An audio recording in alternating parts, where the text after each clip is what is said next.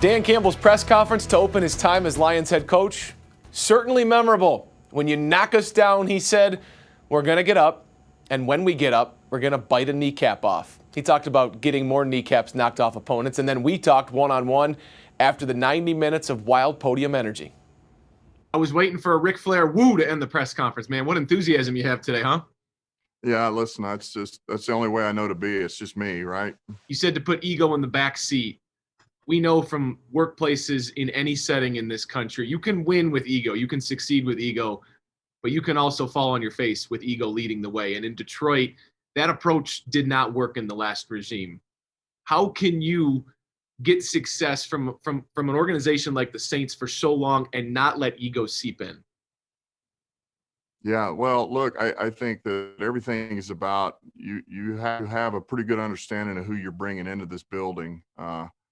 And, look, ultimately, I want coaches that want to be head coaches. I do, but I want coaches that don't want to be in my seat, right? So you're looking for ambitious coaches. Compatibility is highly important to me because that's what we had for 5 years in New Orleans, man. We worked well together and we were an efficient group, and that's ultimately what you're looking for. The ultimate medicine for any type of long-suffering fan base is winning.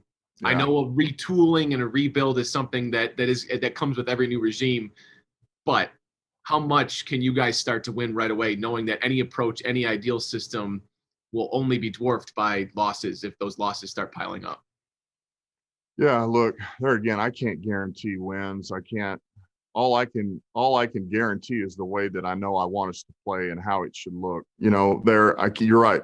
I can't give you lip service. I can't guarantee you those things, but I know that when you're around the right people who are going to give you the right amount of help to have you hopefully do your job and do it properly, you trust the guy you're with, like Brad Holmes and myself, man, I just feel like the collaboration and the resources we have, I just feel like we're going to get this thing done. Now, how quickly? I don't know, and I can't guarantee anything, but I know this, man, we're going to be given everything that we need to make that happen. I know that. Last question I have for you is one of the biggest ones that you guys will face and one of the biggest decisions you'll make in the next coming weeks.